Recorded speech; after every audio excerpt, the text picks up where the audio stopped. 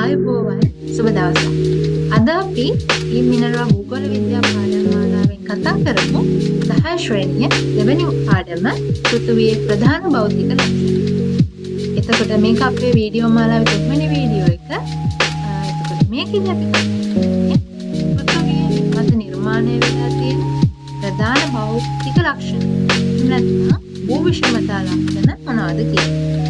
මේ පාඩමේ දෙවෙනි කොටස එහෙම නැත්නම් අපේ හතරවෙනි වීඩියෝ එක විදිහට අපි පෘථිවියේ දේශගුණය ගැන කතා කරන්න බලාපොරොත්තු වෙනවා.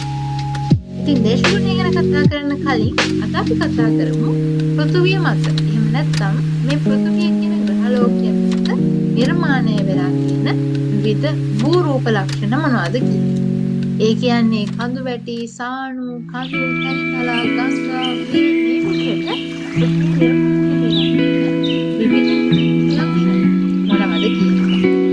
මේ භූ රූපවල තියෙන විෂමතාවය, විවිධත්වය, වෙනස් බව තමයි භූ විෂමතාව කියලා අදහස් කරන්නේ. විෂමයි කියන්නේ වෙනස් කියන එකනේ. එතකොට අපි පටන් ගමු මේ කතාව මහද්වීප වලින්. ඔයාලා ජීවත් වෙන මහද්වීපය මොකක් කියලාද ඔයාලා හිතන්නේ? ඔව්. අපි ජීවත් වෙන්නේ ආසියා මහද්වීපයේ. මේ විදිහට මේ පෘථිවි ගෝලය එම නැත්නම් පෘථිවිය මහද්වීප 7කට බෙදලා වෙන් කරලා තියෙනවා. ඒ වගේම මේ සමස්ත මහද්වීපික ස්කන්ධය පෘථිවියේ මුළු භූමි ප්‍රමාණය 29ක් විතර ආවරණය කරගෙන ඉන්නවා. එතකොට අපිට පුළුවන් වෙන්න ඕනේ මේ මහද්වීප මොනවද? ඒවා පිළිලා තියෙන්නේ කොයි ප්‍රදේශවලද කියලා අඳුරගන්න. ඉතින් ඔයාලට මේ විදිහට සිතියමක් තියෙනවනේ පෙළ පොතේ. ඉතින් ඔයාලා මේ සිතියම බලාගෙන ඔයාලගේ සිතියමට මහද්වීප සලකුණු කරන්න පුරු වෙන්න ඕනේ. මේක විභාගෙදි ගොඩක් වැදගත්. ඒ වගේම භූගෝල විද්‍යාව ඉදිරි පාඩම් හැම එකකදීම මේ මහද්වීප වල ව්‍යාප්තිය එහෙම නැත්නම් පිහිටීම ගැන ඔයාලට අවබෝධයක් තියෙන්න ඕනේ. එතකොට ඇත්තටම මහද්වීපයක් කියලා කියන්නේ සාගර ජලතලයේ ඉහළට නැගුණු ඉතා විශාල ප්‍රමාණයේ භූමි ස්කන්ධවලට. මේවා සාගර මත තමයි පිහිටලා තියෙන්නේ. එතකොට ඒ වගේ අපේ පෘථිවියේ සමන්විත වෙන මහද්වීප හද තමයි ආසියා මහද්වීපය, අප්‍රිකා මහද්වීපය, උතුරු ඇමරිකා මහද්වීපය, දකුණු ඇමරිකා මහද්වීපය, ඇන්ටාර්ක්ටික් මහද්වීපය, යුරෝපා මහද්වීපය, ඕස්ට්‍රේලියා මහද්වීපය. ඔයාලා දන්නා මෙතන ආසියාව, ඇමරිකාව, උතුරු දකුණු, යුරෝපා, ඕස්ට්‍රේලියා කියන මහද්වීප ජනතාව ජීවත් වෙන ජනසංඛ්‍යාවක් තියෙන මහද්වීප. හැබැයි ඇන්ටාර්ක්ටික් මහද්වීපය කියන්නේ සදාකාලික හිම වැස්මෙන් වැසී තිබෙන ජනතා වාසයෙන් තොර, ඒ කියන්නේ ජන ශූන්‍ය මහද්වීපයක්. ඇන්ටාර්ක්ටික් මහද්වීපයකින් ඉන්නේ හිමවලස්සුයි අයිස් ගැන පරීක්ෂණ කරන්න යන විද්‍යාඥයිනුයි සංචාරකයන් කිහිප දෙනෙකුයි විතරයි. හැබැයි අනිත් මහද්වීපවල එහෙම නෙමෙයි. ඒවයි ගොඩක් ජනතාව වාසය කරන, ඒ වගේම ඒ ජනතාව අතර විවිධ අන්තර්ක්‍රියාත් සිද්ධ වෙනවා. අපි ඒව ගැන ඉස්සරහට කතා කරමු. ඊළඟට අපි බලමු මේ මහද්වීපවල පිහිටීම එහෙම නැත්නම් මහද්වීප නිර්මාණය වෙලා තියෙන මූලික භෞතික සැකැස්ම ගැන. සාගර වල මතක ඇති අපි කලින් පෘථිවියේ සංයුතිය ගැන කතා කරද්දී අපි කතා කළා මේ පෘථිවිය ප්‍රධාන ස්තර කීපයකින් නිර්මාණය වෙලා තියෙනවා කියලා. ඒ කියන්නේ කපුල ප්‍රාවරණය සහ හරය විදිහට. එතනින් ඔයාලට මතක ඇති අපි කතා කළා කපුල සාගරික කපුල සහ මහද්වීපික කපුල කියලා කොටස් දෙකකට බෙදෙනවා කියලා. ඔන්න දැන් මතක තියාගන්න අපි මේ කතා කරපු මහද්වීපවල පදනම. එහෙම නැත්නම් පතුල වෙන්නේ මහද්වීපික කපුල. ඊළඟ වැදගත් කාරණේ තමයි මේ මහද්වීපවල මායිමේ ඉඳන් සාගරයේ දිහාවට මෙන්න මේ රූපේ තියෙනවා වගේ නොගැඹුරු මුහුදු තීරයක් තියෙනවා. ඒ කියන්නේ මහද්වීපයක අවසානයේ අග එහෙම නැත්නම් මහද්වීපයක මායිම මෙන්න මේ විදිහට ක්‍රමානුකූලව මුහුද දෙසට බෑවුම් වෙනවා. ඒ බෑවුමට අපි කියනවා මහද්වීපික බෑවුම කියලා. ඒ වගේ බෑවුමක් නිර්මාණය වෙද්දී ඇතිවෙන මෙන්න මේ මුහුදු තීරයට කියනවා මහද්වීපික තටකය කියලා. ඉතින් ඔයාලට අඳුර ගන්න පුළුවන් වෙන්න ඕනේ මේ මහද්වීපික තටකය සහ මහද්වීපික බෑවුම. සංචාරක කටයුතු, දීවර කටයුතු වගේ දේවල් මේ මහද්වීපික තටකය සහ මහද්වීපික බෑවුම ආශ්‍රිතව සිද්ධ වෙනවා. ඊළඟට දූපත්. දූපතක් කියලා කියන්නේ ජලයෙන් වටවුණු කුඩා ප්‍රමාණයේ ගොඩබිම්. ඒවා ගොඩක් වෙලාවට අපි දැන් මේ කතා කරපු මහද්වීපික තටකයේ තමයි පිහිටලා තියෙන්නේ. මහද්වීප වලට ආසන්න. උදාහරණයක් විදිහට ලංකාව ආසියා මහද්වීපික තටකයේ තමයි පිහිටන්නේ. මාලදිවයින ආන්ද්‍රා දූපත් මේවත් එහෙම තමයි. ඔයාලට ලෝක සිතියමක් අරගෙන බැලුවොත් වෙන්නේ ඒ විදිහට මහද්වීපික තටකයේ පිහිටලා තියෙන ප්‍රධාන දූපත් මොනවද කියලා. ඔන්න මෙතන උදාහරණයක් දක්වලා තියෙනවා ඒකට. ආසියා මහද්වීපයේ මහද්වීපික තටකයේ තියෙන දූපත් මොනවද? ඕස්ට්‍රේලියා මහද්වීපික තටකයේ තියෙන දූපත් මොනවද? අප්‍රිකා මහද්වීපික තටකයේ තියෙන දූපත් මොනවද කියලා. මේ දූපත් මාක් කරන්න හොඳට පුරුදු වෙන්න. ඒ වගේම පොඩ්ඩක් මතක තියාගන්න, අවබෝධයෙන් මතක තියාගන්න මේ එක එක මහද්වීපික තටකයට අයිති දූපත් මොනවද කියලා. ඒවා අපෙන් කිසි ප්‍රශ්න අහන්න ඉඩ තියෙනවනේ. ඊළඟට අපි බලමු සාගර ගැන. දැන් ආයෙම අර කබොල ගැන කතාවට අපි ආවොත් කබොලේදී අපි කතා වුණා දැන් චුට්ටකට කලිනුත් මහද්වීපික කබොලයි සාගරික කබොලයි කියලා කබොල කොටස් දෙකකට බෙදෙනවා කියලා. එතනින් මහද්වීපික කබොල මහද්වීපවල පදනම විදියට අපි අඳුරගත්තා. දැන් එතකොට සාගරවල පදනම වෙන්නේ සාගරික කබොල. එතකොට සාගරික කබොල මත තමයි සාගර පිහිටලා තියෙන්නේ. පෘථිවි තලයේ 71%ක් මේ මහා සාගරවලට තමයි අයිති වෙන්නේ. මේ සාගර පිරීලා තියෙන්නේ කරදිය ජලයෙන්. ඒ වගේ සාගර පහක් තියෙනවා. මේ සාගර පහයි ඒවයි විශාලත්වයයි අපිට දක්වලා තියෙනවා. දැන් අපි ඉන්නේ මොන සාගරයේද? අපි අයත් වෙන්නේ ඉන්දියන් සාගරයට. ලෝකයේ විශාලතම සාගරය පැසිෆික් සාගරය.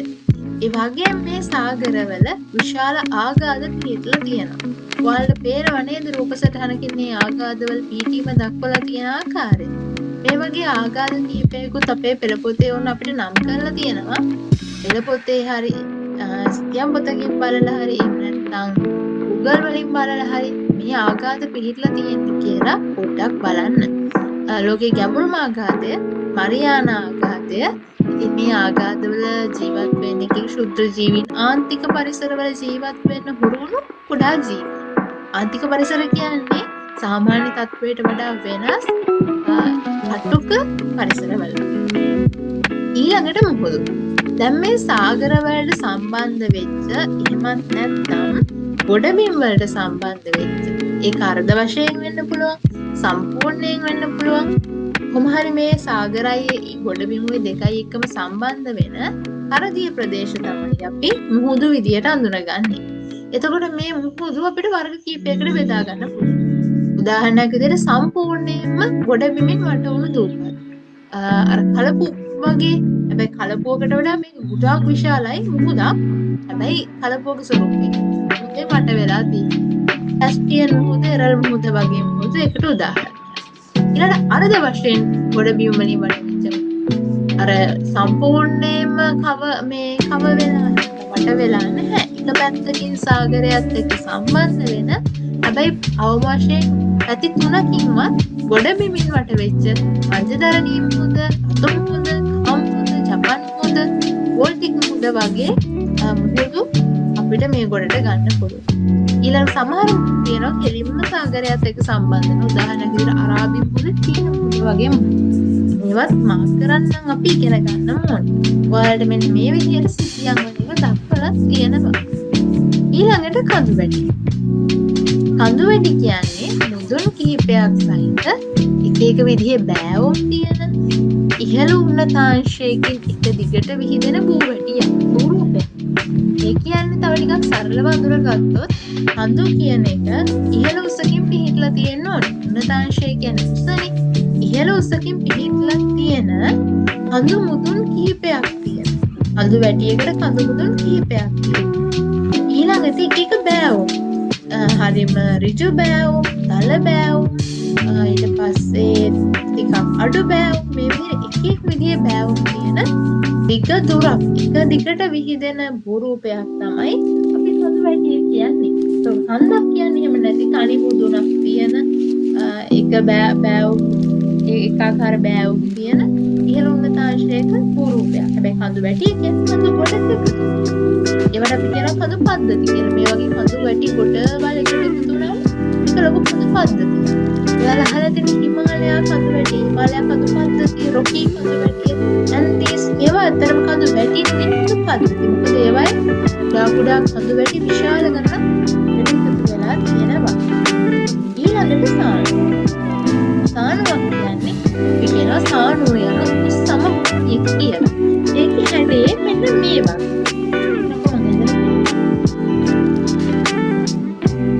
මෙන්න මේ වගේ. ඉහළට ගිහිල්ලා මුදුනක් නැහැ. මෙන්න මේ වගේ තනිකලා බිමක් තමයි ඉහළ තියෙන්නේ. එතකොට මේකට තමයි සානුවක් කියලා කියන්නේ. දැන් ඔය හිමාලය කඳු වැටියේ තියෙනවා මේ වගේ සානුවක්. ටිබෙට් සානුව. ඊළඟට මේ පොතේ දක්වලා තියෙනවා වගේ පාමීර්, මොංගෝලියානු, ඩැකන්, අරාබි මේ වගේ ලෝකේ විශාල සානු ගණනාවක් අපිට හඳුනා ගන්න පුළුවන්. දැන් අපි ලංකාවට આવොත් ඔයාලට තියෙනවා නම් වැලිමඩ ප්‍රදේශය කියන්නේ ලංකාවේ පිට තියෙන සානුවක්. ඒක ඉහළදී ඉදරුන්නතාංශයේදී තනිකලාවක් විදිහට තමයි වැලිමඩ ප්‍රදේශයේ තියෙන්නේ. ඊළඟට මහවැලතන්න, කොස්ලංග, හැටන් ඒවත් සානු විදිහට තමයි අපි අඳුරගන්නේ. ඊළඟට තනිතලා නම් හරිම ලේසියි. උන්නතාංශය අඩු විශාල ප්‍රදේශයකට ඇතිරලා තියෙන තනිතලා, සමතලා ඒ කියන්නේ උස් තැන් පහත් තැන් නැතුව එකම උස මට්ටමක තියෙන, පහළ උස මට්ටමක තියෙන බිම තමයි අපි තනිතලාවක් කියලා කියන්නේ. ලෝකේ ගත්තාම මහා සයිබීරියානු තැන්න, උතුරු ඇමරිකානු තැන්න, ඕස්ට්‍රේලියාවේ නල්ල බාර තැන්න වගේ තැනි අපිට දැක ගන්න පුළුවන්. දැන් මේ තැනිවල තියෙන විශේෂත්වය තමයි ඒවා මද රැලි බවකින් යුක්ත. ඒ කියන්නේ අපි කියන්නේ ඉහළ කඳු නෑ මේ තැනිතලාවල. හැබැයි තැන් වල පොඩි ගොඩනි, ආයෙ පොඩි පහත් වීම, ආයෙ පොඩක් ඉස්සෙනවා භූමිය මේ විදිහට යන්නේ. හැබැයි අපි එක දිගට අරගෙන බැලුවොත් ඒක බොහෝ වෙලාවට තනිතලාවක් කියන්නේ සමතලා විදියට තියෙනවා මෙන්න මෙහෙම. හැබැයි මේක මෙන්න මේ වගේ තත්ත්ව තියෙන්න පුළුවන්. එතකොට මේ වගේ තනිතලා ප්‍රදේශ තමයි ගොඩක් වෙලාවට මිනිස්සු ජීවත් වෙන්න, කර්මාන්ත කරන්න තෝරගන්නේ. මොකද අපිට යන්න එන්න පහසුයි, අපිට ගොඩනැගිලි ඉදි කරන්න පහසුයි. අර අඳුවල වගේ අපහසුතා නැහැ. ඒකට කියන සුගමතාවය කියන්නේ. සුගමතාවයෙන් යුක්ත නිසා මිනිස්සු ගොඩාක් මේ තනිතලා වලට තමයි එකතු වෙලා ඉන්නේ. දැන් උදාහරණයක් විදිහට ලංකාවේ කොළඹ මේ කළුතර ගම්පහ කියන බස්නාහිර පළාත තනිතලා ප්‍රදේශය. වලට පේනවා තියෙන කොච්චර ජනගහනයක් එකතු වෙලා ඉන්නවද කියලා. දැන් අපි අතීතයේ ගත්තාම අනුරාධපුර ශිෂ්ටාචාරය වගේ එකක් ගොඩනගුණු අනුරාධපුරය කියන්නේ තනිතලා ප්‍රදේශයක්. එතකොට වලට පේනවාද මිනිස්සු අතීතයේ ඉඳන්ම වැඩිපුර ඉන්නේ තනිතලා. ඊළඟට අපිට තනිතලා මේ විදිහට වගේම හිමෙන් වැහිලා තියෙන තනිතලා දැක ගන්නත් පුළුවන්. ඔන්න ඒවට කියනවා ග්ලැසියර් තැන්. ඊට පස්සේ වෙරළබඩ තියෙනවා නම් වෙරළබඩ තැන්. ගංගාවක් ආශ්‍රිතව නම් ගංගා තැන්. ඉයලු තැන්. මේ විදිහට විවිධ තනිතලා වර්ග අපිට හඳුනා ගන්න පුළුවන්. ඊළඟට ගංගා. ගංගාවල නිර්වචනයක් හොඳට මතක තියාගන්න. ගංගාවක් කියන්නේ අනිවාර්යෙන් ජල ධාරාවක්. හැබැයි මේ ජල ධාරාව පැහැදිලි නිම්නයක මුළු අවුරුද්ද පුරාම අඛණ්ඩව ගලාගෙන යන්න ඕනි. එහෙම ගලාගෙන යන වතුර මුහුදකට, විලකට, ද්‍රෝණියකට හෝ වගුරකට. ඒ කියන්නේ නිශ්චිත ජල මූලාශ්‍රයකට එකතු වෙන්නත් ඕනේ. ගංගාව ආරම්භ වෙන්නේ උල්පතකින්. උල්පතකින් ආරම්භ වෙන ගංගාව භූමියේ බෑවුම ඔස්සේ අර කිව්වා වගේ මුහුදකට, විලකට, ද්‍රෝණියකට, වගුරකට මුළු අවුරුද්ද පුරාම අඛණ්ඩව හැදිරි නිම්නයක් ඔස්සේ ගලාගෙන යනවා. එහෙම අඛණ්ඩව ගලාගෙන යන්නේ නැති එක වර්ෂයක ඍතුවකට විතරක් ගලන ගංගාවලට අපි කියනවා, ජල ධාරාවලට අපි කියනවා ඔයවල් කියලා. ඒව ගංගා නෙමෙයි, ඔයවල්.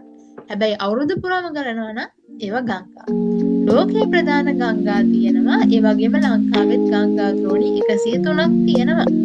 ඔයාලට පේනවාද මෙතන දක්වලා තියෙනවා ඒක ප්‍රධාන ගංගා ආරම්භ වෙන ජල මූලාශ්‍ර මොනවද කියලා. තේම්ස් වගේ ගංගාවක් ආරම්භ වෙන්නේ උල්පතකින්. නයිල් ගඟ විලකින්. රයින් ගඟ ලැසියර් දිය වෙච්ච ජලය. අපේ ලංකාවේ මහවැලි ගඟ අඳුකරේ තියෙන උල්පතකින්. ගොඩක් වෙලාවට ගංගා ආරම්භ වෙන උල්පතකින් ඊට අමතරව මේ වගේ විලකින් ග්ලැසියර් තියවිච්ච ජලයනොත් ගංගා ආරම්භ වෙන්න පුළුවන්. ඊළඟට විල්. විලක් කියලා කියන්නේ ගොඩබිමක තියෙන වතුර පිරිච්ච වලක්. හරිම ලේසි. විලක් කියලා කියන්නේ ගොඩබිමක තියෙන වතුර පිරිච්ච වලක්. හැබැයි අපිට ඔක්කොම විභාගෙට ලියන්න බැහැනේ. ඒ හින්දා අපි මෙහෙම මතක තියාගමු. ගොඩබිමක තියෙන ජලය පිරුණු ආබාටය. වල කියන වචනේ වෙනුවට අපි ආබාටය කියන වචනේ යොදාගමු. ගොඩබිමක තියෙන ජලය පිරුණු ආවාටය විලක්. ලෝකෙ හැමතැනම වගේ විල තියෙනවා. ලංකාවෙත් තියෙනවා. මේවා ගොඩාක් ලොකු වෙලා වතුර කරදිය වුණොත් ඒවට අපි කියනවා අභ්‍යන්තර මුහුදු කියලා. තවදුරටත් ඒවට අපි විල කියන්නේ.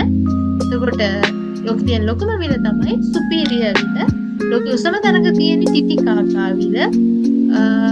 මගේ මතකය ලියලා නැත්නම් ඩීස් කඳුවැටියේ කොමාරි දකුණු ඇමරිකාවේ තියෙන්නේ. ඊළඟට ඔගොල්ලෝ අහලා උතුරු ඇමරිකාවේ තියෙනවා පංච මහා විල්. ඒ කියන්නේ එකිනෙකට සම්බන්ධ වුණු විල් පහක්. මේ විල් වල පිහිටීම චුට්ටක් බලන්න අපි එක මාක් කරන්නත් ඉගෙන ගන්න ඕනේ. එතකොට ඔන්න ඔය විදිහට තමයි අපිට මේ පෘථිවියේ භූ විෂමතා ලක්ෂණ ගැන කතා කරන්න තියෙන්නේ. දැන් ඔයාලා වගුවක් හදාගන්න. වගුව එන්න ඕනි මෙන්න මේ විදිහට තියෙනවා. හොඳට අහගන්න. පළවෙනි තීරුව භූ විෂමතා ලක්ෂණය. පද භූ විෂමතා ලක්ෂණය කියලා ලියන්න. උදාහරණ විදිහට මහත්ය. දෙවෙනි තීරුවේ ලියන්න නිර්වචනය. ඒ භූ විෂමතා ලක්ෂණයට මේ පොතේ නිර්වචනයක් දීලා තියෙනවා. මහද්වීපයක් යන, ගංගාවක් යන, විලක් යන, නරිතලාවක් යන. ඒ විදිහට අර පළවෙනි වලියාගත ලක්ෂණයට භූ විෂමතා ලක්ෂණයට අදාළ නිර්වචනය ලියන්න. ඊළඟට ඒකට උදාහරණ ලියන්න. මහද්වීප නම් මහද්වීප හතේ නම්, ගංගා නම් ලෝකයේ ප්‍රධාන ගංගා. ඊට පස්සේ ඒවා ආරම්භ වෙච්ච විදිහත් මූලාශ්‍රයත් එක්ක.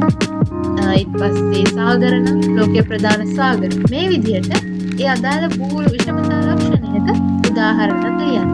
මෙන්න මේ වගේ ලොකු වගුවක් හදලා ඔයා පොත් මේසෙ ඉස්සරහින් අලව ගත්තොත් නිතර ඒක කියවුවොත් මේ කොටස ඔයාට ලේසියෙන් පොළොවට දාගන්න කොටස. ඊට අමතරව මේ හැම භූ විෂමතා ලක්ෂණයක්ම වෙන වෙනම සිතියම් වල මාක් කරලා ඒකත් ඔයාට පේන තැනකින් අලව ගන්න. නිතර ඒ දිහා බලන්න. එතකොට ඔයාට හරිම පහසුවෙන් මේ භූ විෂමතා ලක්ෂණ වල පිහිටීම මතක තියාගන්න පුළුවන් වේවි. ඉතින් ඔන්න ඔක තමයි පාඩම. හරිම සරලයි. කතා කළේ පෘථිවියේ භූ විෂමතා ලක්ෂණ ගැන. ඒ කියන්නේ පෘථිවිය මත පිහිටලා තියෙන විවිධ භූ රූපවල තියෙන විෂමතාවය, වෙනස්කම්, ඒවයේ ස්වභාවය, ඒවා හැදිලා තියෙන කොහොමද කාරණේ. එහෙනම් අපි ඊළඟ දවසේ පෘථිවියේ දේශගුණය ගැන කතා කරමු. දැන් හොඳින් පාඩම් කරන්න. ඔයාලා හැමෝටම හොඳ විභාග ප්‍රතිඵලයක් ලබා ගන්න ශක්තිය ලැබේවා. සුබ දවසක්.